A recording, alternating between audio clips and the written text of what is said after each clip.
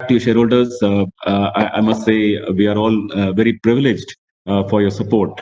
Over the last 1 year, we've had really an unbelievable year in many ways. We were cruising along, having many successes. Along the way, we had a few hits and a few misses, and we will own up to that today to you.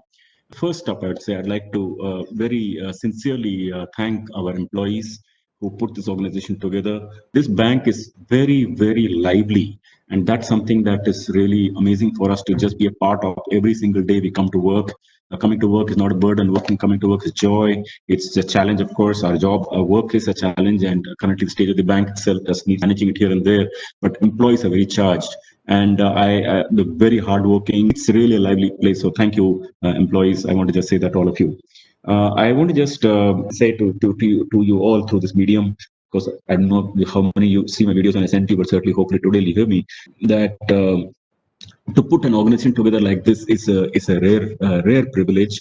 We've had integration of two organizations. It's been a year now. I have completely forgotten who belongs to where. In fact, one day someone asked me saying that how many people of this of Capital First and how many employees of IDFC Bank are still with us? How many people had to leave the organization? I just looked at him. I said, like, I don't know. I don't know. I don't want to know. I don't collect this data. It just merit speaks here and so on. So basically, we are one organization. We've forgotten everything of our history about who comes from where and what database and all that stuff. Now, I also want to say a very big thanks to the past management of the bank, who in its previous avatar, and past management of Capital First, respective people who built it. I thank every one of you building out of it, which are scaling up. And Dr. Lal in absentia, say thanks to you as well for all the work you put and all the stuff you built.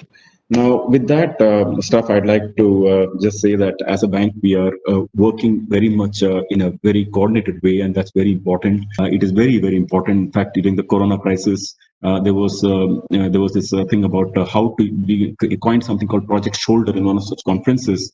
And in the Project Shoulder, we just said, how can every division help other division? Because right now it's Corona, how are we going to help? And then we said, okay, you're in the collections team, you're in the asset sales team, but if you're not selling auto loans, or if you're not selling low range property, why don't you open bank accounts? So basically, everybody is shouldering each other. At the time of CSR, we were actually saying that, look, instead of doing CSR and buying masks and distributing the rural area, how about employing our own customers? Pay them money in the rural areas and ask them to make masks, so they get a livelihood and we get the masks. And then we distribute them in the rural area.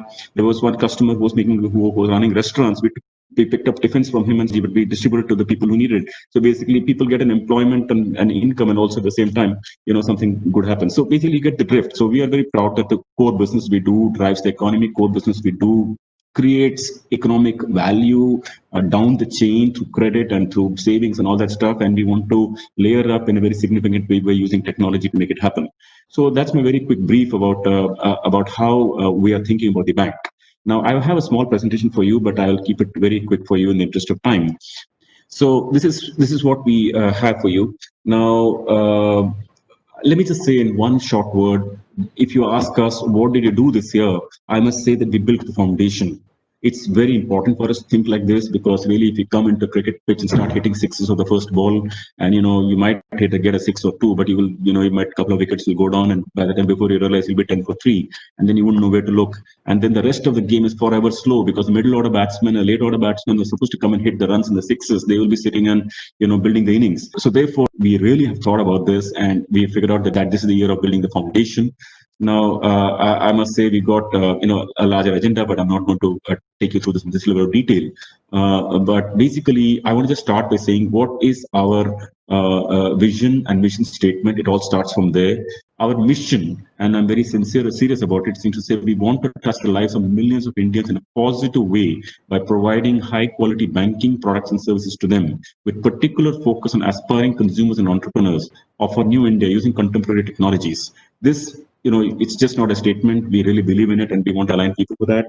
And we are in the founding years, so if you're making any mistakes, we want to fix it quickly, and we want to build some good stack. Now, many of you have been a little disappointed about us about not posting profits, which I do acknowledge. But I just want to say that this year has been a very, very important year.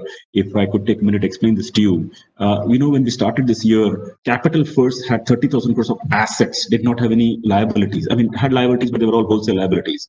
IDFC Limited, they also had assets but did not have retail liabilities. It was largely, borrowings and bonds and all that.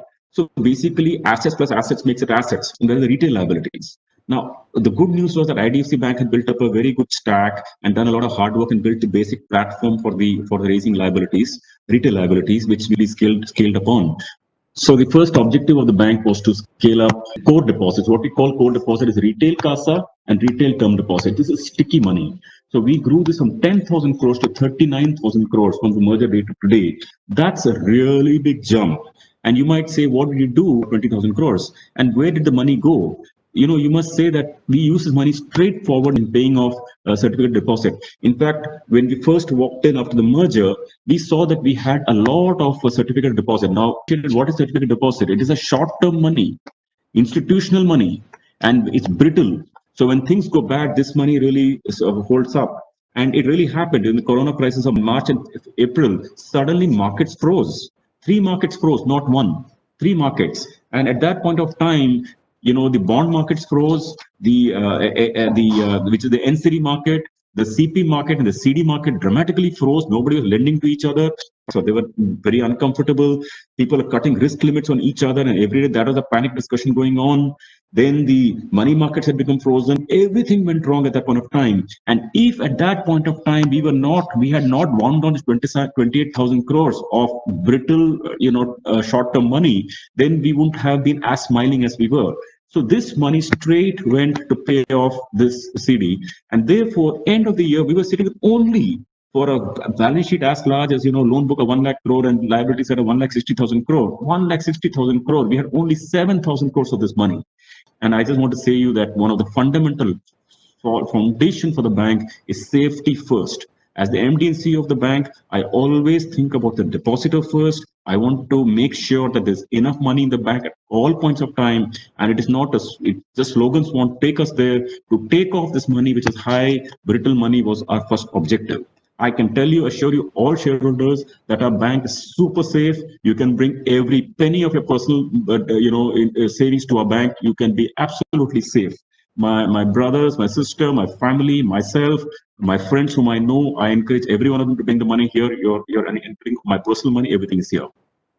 Second objective is that we wanted to build retail assets. There are some benefits of retail assets because clearly it brings diversification. This runs over millions of customers, and therefore it brings basically diversification. It brings intellectual property. This is a very unique business where you go down to the grassroots, meet people at people who can borrow 20,000, 10,000, 5,000, 25,000 rupees from you at maybe 15, 16, 18% rate of interest.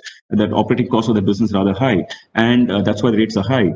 But to do that through scale, technology, and intellectual property really creates value.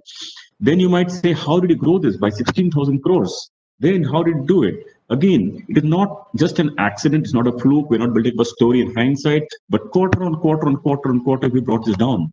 So therefore, we released 16,000 crores from wholesale money and put it all up in the retail side.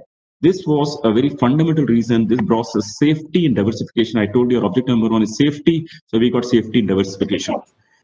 The third thing that we have is, this is important for you to note, that you can clearly see how 25% has now become 64% on the liability side, which means that 64% of our customer deposits are now retail, and this is stable. On the asset side, clearly from 35% we're now 54%, so you can see it's pretty much satisfied. The fourth thing about the bank is that we are paying 7% of savings deposits. So people, I just wanted to know, we may be paying 7%, but I want to tell you that the NIMs of the bank has touched 4.53%. This is among, as you can see, good banks in India, all the top tier banks. There are big banks have 4.2% NIM. Tell you that we were 1.56%, it has now touched 4.53%.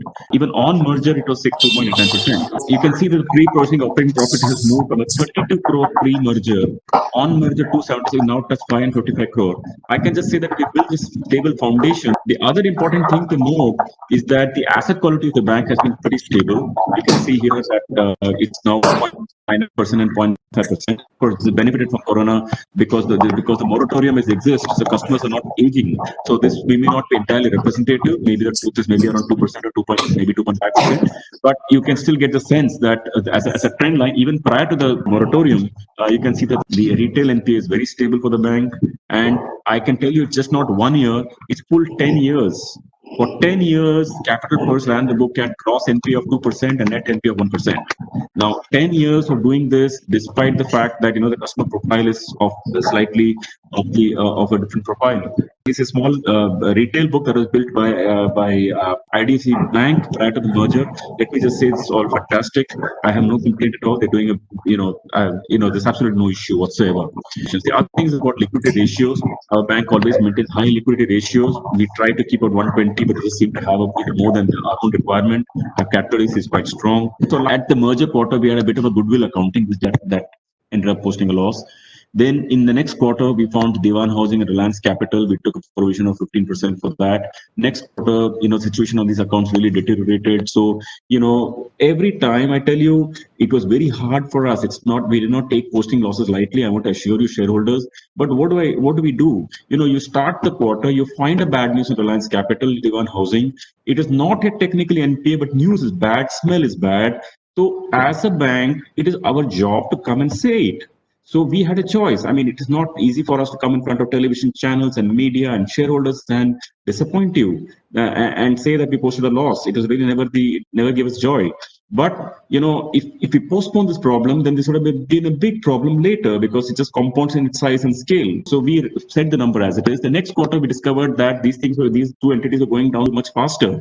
Then we took the provisions to 75%. That gave us the provisions of that amount. Then next quarter, we had the DTA link stuff. The next quarter, we figured out that we had this Vodafone, Idea account in India. There was pretty bad news coming from that telecom company. So where the management themselves are saying, I have concern about going concern. So we said, look, we can't be sitting on this issue. We had a 3,300 crore exposure. We couldn't deny the issue, neither we ever wanted to. The point I'm trying to say is that every single time we had some or the other issue, and then we had some infrastructure accounts along the way. Now that resulted in, the bank did not have any significant core profits to take this up, and therefore we did, post. I can just tell you, shareholders, that it is not easy decision for us, but I was very clear that we got to say things as it is. So this is, one thing you should expect from us shareholders. We will never sweep anything under the carpet. This is my assurance to you. And as this bank starts building and getting the profit zone, you can trust the numbers. So I'm also happy to tell you that in March of 20, posted 72 crores of profit and 94 crores of profits. I must say that for those of you who are very concerned, and I think, Morgan Stanley reports about us are always pretty, pretty unflattering, and they are quite concerned. In fact, they put out a report about us that our stock should be worth 20 rupees or something, even before the Corona crisis. And after the Corona crisis, they took our stock price to 10 rupees on a bear case and 12 rupees, I think, or something on a normal case. Now, the why I point that out is that people usually get very focused here. But I can tell you, I've seen this situation before. I want to assure you, because what happens even Capital First, this company was having a loss of 28 crores and 30 crores. And on a true basis, if you strip out securitization and all that stuff, you posted a loss of, and this is where, even after, my taking over for 2 years, there were losses. But once we got this 3.8 crore, 35, 53, 114, 166, to, so on, then it takes off from there. And you could see what happened to EPS. It pulls off from here. But in this stage, if we do shortcuts, if you start fearing the markets and you start fearing everything, we start fearing our own shadow, then this will never work. That's why we are going through the current phase, but I can assure you, we're putting the building blocks in such a way that this is how the company will. Now, I am not at all I'm making it clear. I'm not trying to assure you that this is how the trajectory of IDFC First Bank. You have to please make your own assumptions. You have to estimate it. I please do all your homework. But I can tell you that this is how I believe if you play a stroke straight, no cross-batted shots, and if you don't hide things and we build a core operating model which makes core income, then this is a one-way street to success because that's how the Indian opportunities are. Now, when it comes to culture, we've written this annual report basically that we even look at the, how people conduct themselves, how they conduct in society, how they committed to the mission, not to use vulgar language in office. We just are trying to build a bank which is people are clean, from within. And in fact, in this incident of Yes Bank was going on, we actually wrote a mail to people: don't chase down Yes Bank customers. It's okay. That's not how they want to build the bank. And we really are running the bank in a clean way. And I want to just share that with you. Now, in terms of foundation, I tell you that our customers, we very much recognize our responsibility. Our customers are often poor people, and some, of course, are rich, and some, of course, are even taking home loans of 1 crore and 5 crores. But there are also people who borrow 15, 20,000 rupee loans from us. What is not wealth for them is probably wealth for them. Maybe even 100 rupees is wealth for them. We respect that. And therefore, we tell our people not to design any programs here and there that chip off an odd money from the customer's pocket. Neither I don't want to get rich like that. Neither any of your shareholders want to get that kind of income. We don't practice something called a fine print banking. And, we want to be pretty straight and transparent to customers. By the way, let me tell you that, when we do enjoy our customers' trust, I have to share this with you that in a COVID quarter, when world is collapsing like this, bulls lockdown, market gas down 10%, 20%, markets get the shivers, Black Friday for markets, it's just unbelievable. The GDP growth 7 year, this issue, Corona, crude oil shocks, all these, you see the whole stuff. After all this in that quarter, every crisis, our bank got 4,600 crores of retail deposits that quarter. So basically, I can say that we do enjoy our customers' trust. People are wondering, in this crisis, how are you growing deposits? Yes, in that crisis, we're growing deposits of 4,600 crores. It says something about a bank. I therefore say that if we build the foundations right, if we keep the smell right, and people think well of our bank, image is good, customers feel good about us, then there is no stopping the story of this bank. There is no stopping. There's only one problem for our bank: our core earnings are low. We will fix that, because naturally it will get fixed, because you borrow money at 7, lend it at maybe 12 or 13 or 15, you will make money. There's no question about that. So that will happen in due course. Maybe in every story it starts like this, but eventually it pulls off like that. So I believe the story is coming. On the liability side, I can tell you things are quite pretty good. So we introduced the stuff in technology, but I'll rush you through all this stuff just to tell you that, how we think of creating value. It's a pretty old story that I used to actually scribble on sheets of paper to people when they're trying to raise money for private equity for our company to get the backing. At that time, I used to follow this model saying that if you have intellectual property, if you have scalability, if you have growth, in India, can grow at 25%, I think, for a pretty long time, and you generate return on equity of 16, 18%, or probably even 20, then this is an unbeatable combination, provided the corporate governance is good. And of course, I wish we had said some things about customer, etc. But those days I didn't have the wisdom to say all that. So then that's it. So we're rated pretty well by rating agencies. We're AA stable for long-term unsecured subordinated debt. Please see the import of that. It's not for normal secured debt. It's a AA stable CRISIL for long-term, that's 7-year money, unsecured, subordinated debt is AA. That's a pretty good rating. That's very few banks in the country have that kind of rating. And on the fixed deposit program, we are rated AAA. So, AAA CRISIL really means AAA CRISIL. It's called FAAA. But I don't want to tell you shareholders that we're in good space. So, I do admit that many of you are disappointed with us about our profits we posted this year. I take responsibility for it. The best way to think about it is that in a stack sense, the liability stack is fantastic, built, we're only scaling it up. The asset stack is largely capital first lending stack, because that's a proven model for 10 years. And on top of it, that's an oversimplification. You also have the wholesale book, which is important to us. And the extent that retail is also built here, we're scaling all of that together. But in a summary sense, that's how it works. So this is the new model for you. I also enjoyed the many benefits of what people build. That's it. First of all, thank you very much for your questions, and each one of your questions make us think. And to the extent that I can answer you right away, I will do that. Number two, with regard to your suggestions, we will take every one of them on board, and all our management teams are on this conversation, so every one of them will look at the respective departments and implement whatever we can. Number three, with regard to your wishes and with regard to your compliments, actually, that few that came by, thank you very much. We take every one of your compliment as a responsibility. So when you say that because I'm here, you're feeling safe with the money, I don't take it lightly at all.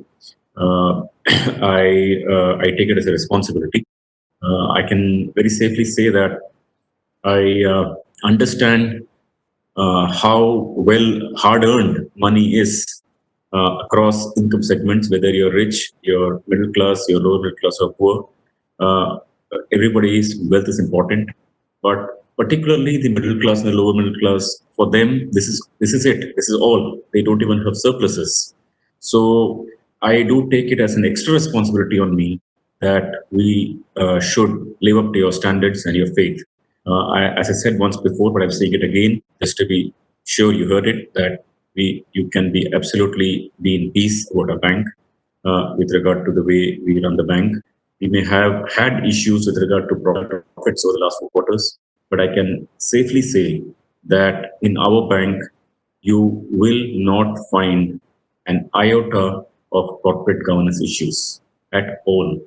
It is my assurance to you. Run it like that. I have been personally a huge beneficiary of high corporate governance. I'll give you a small example. When Capital First's return on equity was only 6%, just 6%, our price to book was trading at 3 to 3.5, and some stage even 4. And there were institutions which had return on equity of even 20%, but price to book were trading at 1. Now, nothing explains it, just that people believe us and they believe on numbers. So the day I believe that as an organization, we have posted losses for 6 quarters at a stretch. It has disturbed you. But I do believe that the way we are incrementally building the book, as the story starts playing out and becomes positive, our shareholders will get to see the increase in profits and therefore, hopefully, the increase in share prices and all that. Now, I'd like to now also say that many of you asked questions asking me to address issues about my stake sale. And I would like to answer this as follows. And as basically, the questions are three or four. They've come from many quarters, and our investor relation head Saptarshi has got many questions saying that why is Vaidyanathan selling his stake such aggressively? And next question was that does it mean that he's not interested in the bank?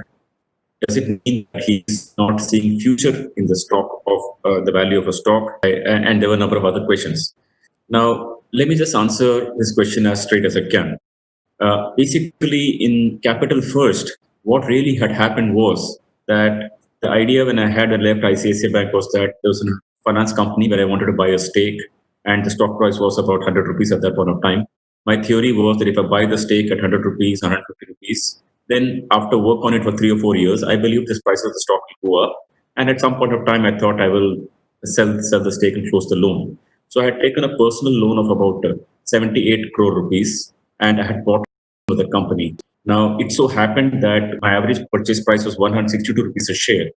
And within 1 year of my buying the stock price actually came down to 90 rupees shares.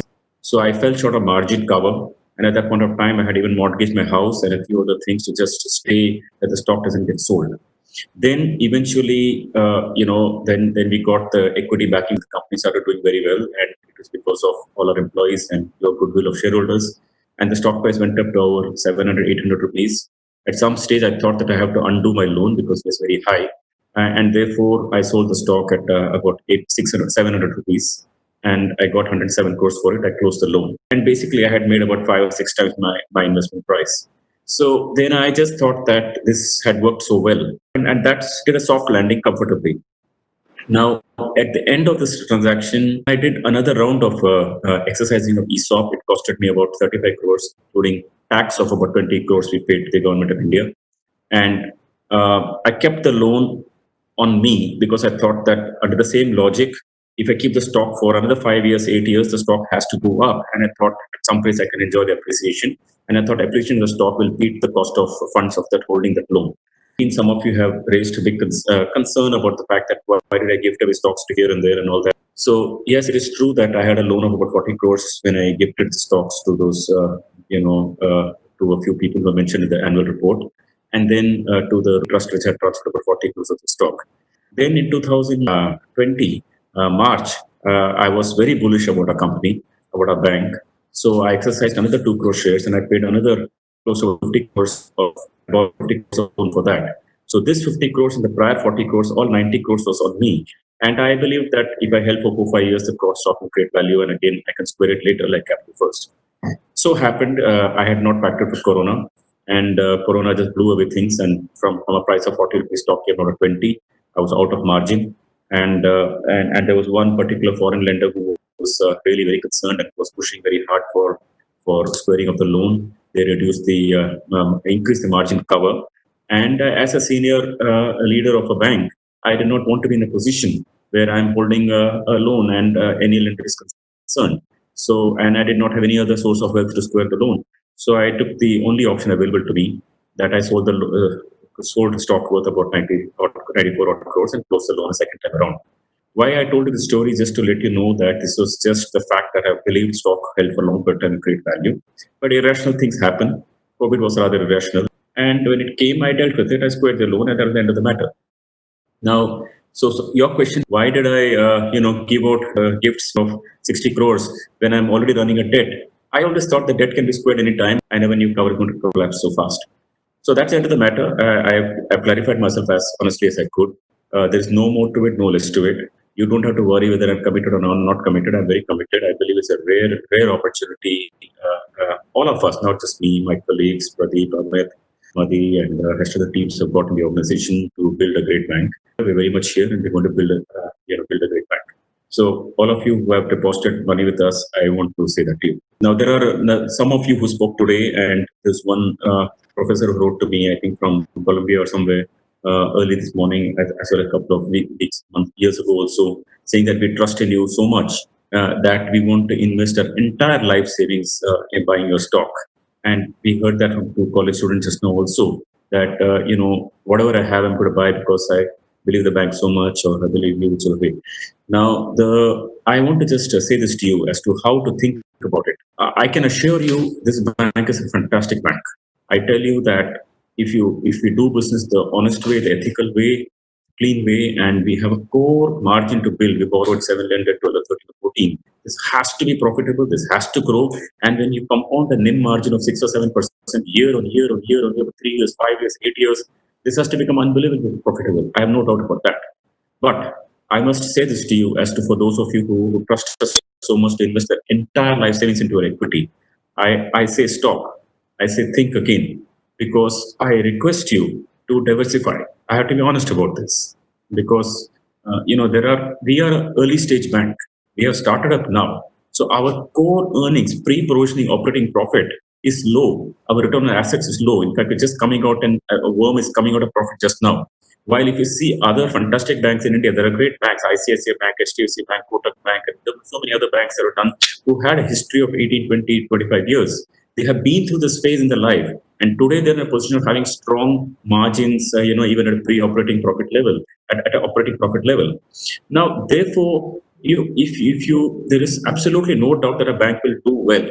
But please, as I advise you on a personal basis, to much as I appreciate your faith, to diversify yourself and have, you don't need to diversify your savings. I can tell you can put every penny of your savings in a bank. I can tell you you're absolutely safe. We manage the bank really very well. And I told you what we've done last year. We've replaced a lot of our certificate deposits with good, high quality, public diversified money. They're absolutely safe. Feel very good about it. On equity, you think and make up your own mind. I appreciate the confidence, but diversification is always good because we are early stage. Others have evolved there. For them, the earnings power is strong. We are single focusedly running towards a strategy. There is no confusion in mind, and we have intellectual property. We have margin. We will have working on a niche area, and we will have corporate governance. This model has to be, and we are very focused on customer. So all these things will work, and eventually, therefore, you can be assured that the bank will create value. No doubt about that. Just make sure that you are adequately diversified in life. Now, this is what I probably advise even a near and dear one or close one. Now, with regard to some of the other questions raised by you, there's one more question here again brought by my colleague Satish, Morgan Stanley. Now, this one says that why is it that Morgan Stanley always has a view about our bank? Now, Morgan Stanley believes that our core earning power is low. they believe it's going to be a long time to get to return on equity. That is what in our parlance and banking parlance we call cost of capital. They believe that is quite a while away because our starting point is in a very lower earning power. They believe that our liability side needs a lot more work. And they believe that we're going to put branches and therefore that cost is going to come. So they have exercised it as judgment. Now, I have never called them and asked them to revise the numbers, never pleaded to them, nothing. I see you write what you want to write. I will tell you what I think about it. I think they are not able to value the core strengths of the bank. They are not able to value, they valued us recently, they told us our stock price should be 10 rupees, right? On a bear case, on a normal case, it should be 13 rupees. For a book value of 30, that means the value is at about 0.4 times book is what they believe it should be worth. I personally believe that for a bank which has really high people, there is an internal buzz in the organization. If you're a fly on the wall of a bank, you would know how much people are thrilled, working and motivated, and things are going for a clear strategy, for a clear model. There is, they are not able to value this high quality corporate governance. They are not able to value that the organization has a core model that will eventually become very profitable. So they are getting purely mathematical, in my opinion. I'm telling you today, you watch out for time. There will come a time when I will make them reverse their opinion about us. And I will not ask them for it, they will do it themselves. You watch for the date, it will happen. Okay, this is my comment, it's on record. You can quote me to this sometime in life. Now, similarly, Goldman Sachs has a similar view about us, and we believe that our core model is very, very, very strong. It just has to play out. That's it. Now, the other thing someone has asked here on my note, again, it comes back to gifting as to what is this gifting you've done to somebody for 50,000 shares. I have stock. So if I want to help someone, I don't have necessarily cash on hand. I earn a normal salary, I pay my EMIs for my home loan, and I'm like anybody else. So the only wealth I have is stock. So if I want to really help someone, or I want to assist someone, I just transfer stock to them. So that's what I do. So whenever, from time to time, I do keep stock here and there, but I don't want to read this as either alienating my stock or disinterested in the company. I mean, this will keep going on. And whenever I do, the only assurance I'll give you, I'll inform the stock exchanges. But don't read anything more than that about my stock activities. Do I have a loan now, which I'm using to have I done the next leverage, and what have I learned from it? The next question has come here. Well, the answer is that very simple. As we speak, I have not taken any more loans for buying my ESOP, etc. That is a bad day, or let me say a tragic day that happened. I had to sell the stock in such weird conditions at 20 rupees a share when the book value was 30. But that is that. I mean, I got to live with it, and I've got to bite it, and I have to move ahead. Will I leverage my stock again for any purposes? Well, I am a professional, like I said, and I have stock. And if I have any mismatch of cash flows, I could always leverage the stock. But it will never be the order of magnitude, hopefully, that should have to one day sell the stock. So that's about. Since I got many questions up front, I've answered the question. Now, there's another question that has come on return on equity and the guidance for that. I've broadly told you the business model of the bank. This has to be profitable, because eventually, we're going to start at maybe 1% at ROE, ROE equal 2, equal 3, equal 4. Eventually, that worm will turn. As someone asked the question about profit, I tell you one thing: this is the early stage of the bank. If I keep going after profit at the benchmark, it's like saying that I'm going to hit a 6 even though the ball is bowled. You'll only get, you'll have a pretty bad outcome. So I tell you one thing, the way I think about this is that this is a very long-term story we're playing. It's a very great bank we can build. Now, ROE, I just tell you that over the next few years, this return equity will definitely improve. And, we have guided for, say, 15%, or maybe 13 to 15% in 5 years when we started. Well, has COVID turned the story? A little bit. Not a little bit. At least I think we lost a year in that process of COVID, at least on returns front. But things will come back. I mean, we are going to play a game for decades, then how, we got to fight a year and take it and keep moving. Now, the next question somebody has asked us about moratorium, and they were very particular about moratorium. Well, on this, all the matters already put out in public domain. In moratorium 1.2, we were quite liberal. We gave it to customers. About 45% of our book was in moratorium. In moratorium 2.2, about 23% of our retail customers are in moratorium. it is basically the wholesale customers, which are about 35% of the book is in moratorium. But frankly, all wholesale book we don't worry so much about, because many of them are just taken it as a precautionary measure that will come down. As far as the retail moratorium of 23% is concerned, the end of this quarter, we expect this to come down to about 10%, because the collections process after the moratorium process is coming is picked up very well. To give you one idea, in rural area, 100% of our customers in moratorium when we started about a quarter ago. Last month, about 85 to 90% of the customers paid, even though they had a right to take moratorium. I mean, it's a very big thing, which means only 10% stay, 15% stay as of now. 85% paid. Now, that's the kind of lift off that's coming in rural. Generally, things are turning, things are getting better in India's economy, etc. And the terrible, April that we saw, where everything seems to be collapsing around us, etc. That window is over. So we're feeling reasonably good about it. But has COVID not set us back? Of course, it has. Will it come back? Of course, it will. That's my quick and short answer. Now, someone asked us, your lending rates are high. So does it mean that how do you manage the risk for this? I can tell you that there's no joy playing in an absolutely commodity business where the lending rates are 8%, 7%, all that stuff. Because what is the intellectual value we created? Nothing. So the way we think about it is that we have over 9 or 10 years developed these technologies and capabilities to lend small loans of maybe 20,000, 50,000, 1 lakh, 2 lakh, 5 lakh, 10 lakh, 1 crore kind of loans, yields of anywhere between 12 to 20%. Now, by the way, these customers were not getting credit. Let me tell you this. When we started many of the businesses, we were doing, close to about 20,000 loans. To start the first year we operated business, close to about 18,000 of the customers never file their tax return. So we discovered that you lend to people who don't file tax return, who banks don't lend to. That is when we get great value. Now, the next question is with regard to gold loans, whether we'll start it. The answer is yes. Someone mentioned, Mohit in Chennai mentioned that 35 branches only 2 have lockers. Okay, we'll look into it, we'll fix it. The colleague Amit Kumar who head the business is hearing the conversation. I'm sure we'll look into it. Internet banking not having ASPA facility, we'll fix it. Minimum balance of 25,000, many people talked about it. Yes, I mean, we went to 25,000, but we also introduced a 10,000 rupee product now, and people can take it. Promoter holding, can we look for a reverse merger? Short answer is and how we thinking about shareholding. So these are matters that we are thinking about at this point of time. We've not had a formal board discussion about how to deal with the promoter shareholding in 40%. Surely, after the RBI norms come, they have a right to reduce. We will engage the regulator, and whatever the best solution possible we will do. But next question will be one mutual fund business. I've always told you it's a straight answer. The answer is no. We don't want to get insurance, no mutual fund, nothing. We're running a simple bank. We just want to run a bank. I don't think we want to do anything else. Your next question is that you're launching a card with other people. Will you launch your own credit card? Yes, we will launch our own credit card. Please watch out for it. And whenever that opportunity comes, please subscribe to our credit card. All of you are used to other banks' credit card for a long time.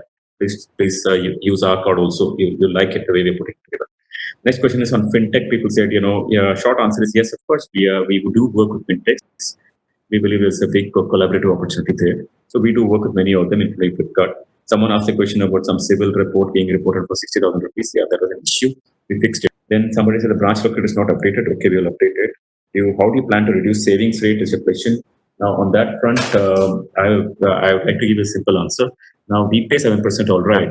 But because we have a legacy of a Capital First and IDFC Limited all having relatively 8 or 9% cost of funds, we are going to continue paying 7% for a while, because it's a very simple trade. When you compare with ICICI Bank, HDFC Bank, etc., of course, they are offering 3 or 4, whatever they're offering. But we don't want to compare with them, because the space we play is different than them. We don't play many of the spaces they play in, and therefore our blended yield is higher, number one. But more importantly, we have a legacy. We have 45,000 crores of loans borrowed by this entity, which are honoring even today at 8.5%. So you borrow money at 7, a square of 8.5 is a pretty good trade. So for me, 7 is an expensive money for an SBI or ICICI in a saving, but 7 is pretty cheap money for me, because I'm paying 8.5 anyway. So you get the drift. So that will continue for a while. And of course, eventually when this 45,000 crore runs off, then what we do. So one Mr. Akshay Kumari, Gautam Tiwari ji said good things about us. So thank you for your comment, and I take it as responsibility. Somebody's again asked me about my shares. I've already answered the question. Someone said, have you moved it to register office to Mumbai? No, we haven't thought about it. With regard to Vodafone, somebody asked whether you will reverse this income and add it back to your profit. No, we have no such plans. We want to wait for the issue to settle and for the proper clarity to emerge, because we can't be in and out of this game. We can't reverse it. Tomorrow, Vodafone is a problem again. We can't go and take provisions again. We can't confuse people. So we'll wait for the full clarity to emerge before we look at it. And someone asked, are you planning to take equity? Are you planning to use 2,000 crores of equity raised for any other purpose? The answer is no. Answer is that we do not expect to use this 2,000 crores for writing off a bad loan. That's not the objective of raising the 2,000 crores. The objective is that it was supposed to be an insurance at the time of Corona crisis. Insurance has been taken. Well, we don't expect to post any big losses now. That has to eat up the capital. Now, so once a person suggested that they were very disappointed at the rate at which we raised this capital, the price we did. I must give you a short answer that at that time, in the depth of the crisis, it felt terrible. We just never knew how many people are going to get the coronavirus, how many people are going to die, how demand is going to happen, how the world market is going to be, whether we will get capital again or not a long time. So these were many concerns with us. And as I told you, one of my key roles as leader is safety first. The safety first philosophy, first we took the capital. It was quite amazing about our bank that even in the depth of the crisis, we got 4,600 crores of customer deposits. In the depth of the crisis, we got 2,000 crores of public money, investors, high quality investors willing to back us. I tell you, this says something about us. We may have posted losses, but I tell you, the confidence we got from people who supported us at that point of time, it shows that, at least in their mind, that we are doing something right. And that right has to show in terms of value in due course. So we raised the capital, and I think that was the best thing at that point of time. But I tell you, even the people who gave us money at that point of time, we thank them. I believe they will make lots of money. I believe they came at 23 rupees, and hopefully in due course they will probably be very, very happy. But we appreciate their coming in at that point of time. Now, then there was this question about, they have stressed book. Again, same question, whether we're going to have any more stresses. Well, on the wholesale book, it's always going to be you got to always watch it on the legacy wholesale book till it completely winds down. Because we do have infrastructure book even today close to about 13,000 crores. Now, when it winds down, will a little bit of hit come here and there of it? Maybe it will. If there's a problem, we will tell you. If there's no problem, we'll tell you there's no problem. We just have to wait out for that moment, and you watch out for the quarter. But I don't expect any big hits to come. I can tell you there are one or two accounts that do bother us. There is one toll road company where exposure is 950 odd crores. Now, it's a toll company. During Corona, they did not get toll. Now, what happens to that company? Now, they are on moratorium. When moratorium lifts, are they going to pay? Probably yes, because hopefully economic activity starts and they start collecting toll. If they don't collect, what are we going to do? I am never going to hide from that issue. I will tell you it is not come, and I will, declare it as NPA. I tell you one customer who had a large exposure, they talk to us like this, saying that, you think about it, become NPA. If you do this solution, give it that solution, give me money back like this, you can avoid it. I said, you worry about your problems, I'll worry about my problems. But I'm not going to be blackmailed by your exposure being high. I will tell my shareholder the truth rather than buckle down to you. So I'm just telling you that's the straightness which is playing this. No customers can, wag us by having a large exposure and say, oh my God, it's going to be a problem for you. I don't fear the markets. I don't fear the media. I don't fear anything. I will just tell you things as it is. And therefore, people have to pay us. They will pay us because they know there are no running away options for them. And they will pursue all these people to get the money back. Surat, why no branches? Well, we'll put more branches. Thank you for that. Ashoka Scholarship, yeah, it's part of a CSR activity that we had contributed to Ashoka, basically for students who are economically not well and got admission to prestigious university. Now, next is Mr. Rajiv Agarwal. The back-end process for opening bank accounts was slow and you felt it took months. Okay, we're sorry about that. Must have been a mistake from our side. We will understand this and fix it. If we get these issues, our team does look into it, fixes it. Now, question is that are you going to add more branches? Yeah, the answer is yes. Of course, we are not opening at the pace at which you opened last year because we want to watch out for how the corona completely shifts the game. If it's moving from physical to digital, is it putting money in branches? Is it, good or bad? We always think about these things. But the answer is that we are still in a SIM mode of putting branches. We'll roll out at a slower pace than before, not because we are any short on growth, not because we want less liabilities, just because we believe the world is shifting. We'll watch closely on that front.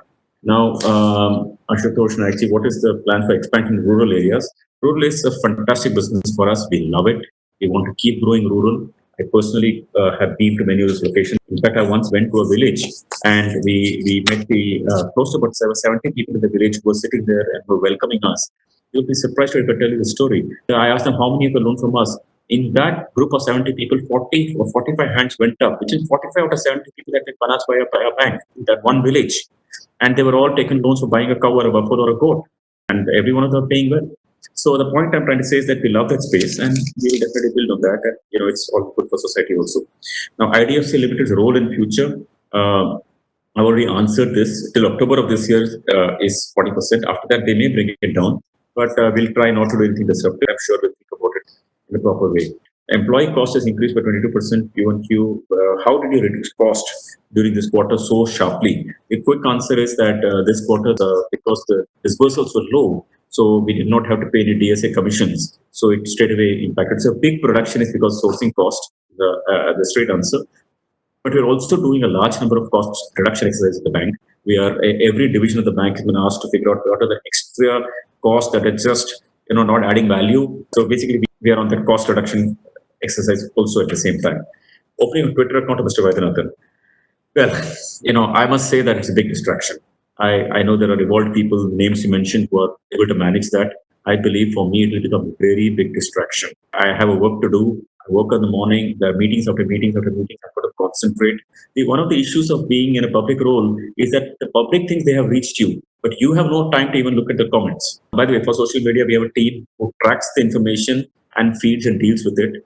I focus on the job. Breakup of provision for the last quarter, COVID was 375, retail was 250 crores, and wholesale was 130 crores. Short answer to your question. Now, what is the bank strategy for doing business in COVID, post-COVID situation? It's a very good question. I wish I could answer a little more detail. But I can just say that we are well positioned. And how does the bank deal with cybersecurity? We think about it all the time.